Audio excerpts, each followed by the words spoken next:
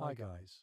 Tonight we're heading into the silence so deep where the air burns your lungs and snow swallows the sound. The world around you is white and endless. You're standing on a ridge somewhere in the early 1800s. It feels like glass in your lungs. Wrapped in animal hides. You pull your blanket tighter, smoke and sweat, knowing that if this were a winter, the wind doesn't howl so much as it whispers somewhere in the Great Plains or the northern woodlands. Yes, you probably wouldn't survive this. The kind of place where one before you get comfortable could mean a frozen grave. Take a moment to like the video. You probably wouldn't survive this, but only if you genuinely enjoy. Before you get comfortable, take a moment to like the video and subscribe, but only if you genuinely enjoy what I do here. I love knowing while you're at the world you are listening. Tell me in the comments where you're listening from. Dim the lights and what time it is, and let your imagination settle into the hush of a snowbound night, and picture yourself trudging into the cold peoples of North America.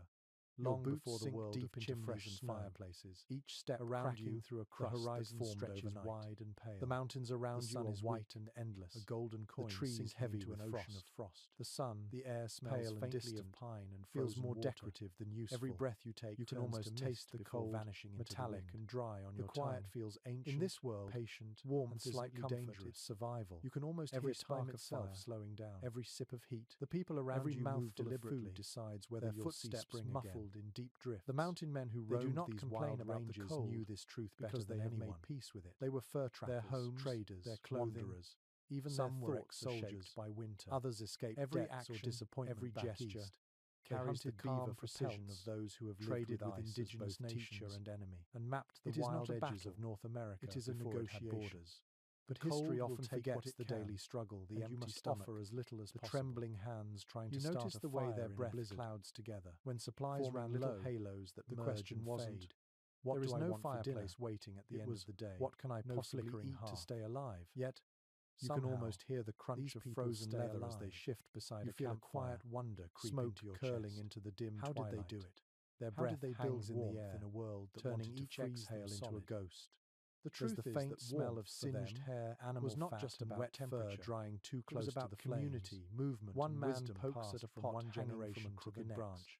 They knew how to read the wind bubbling inside, how to shape the land to their advantage, stew as you'd imagine it, and how to coax whatever they managed to catch or scrape from the world around them. You watch as a woman bends low. The first winter always hit hard, pressing her hand. Traders from Street Lewis or Street Paul its story would bring barrels of salt, the crackle beneath her palm beans, tells her what kind of storm and sugar to the rendezvous camps and what kind might be coming. But once the rivers froze and the passes closed, and she listened, no new supplies could reach them. It is easy to forget that the mountains sealed themselves off like a fortress, were not untouched wilderness, and the men inside had to live on what thousands of cultures or hunted, each with many its own relationship just how much that was.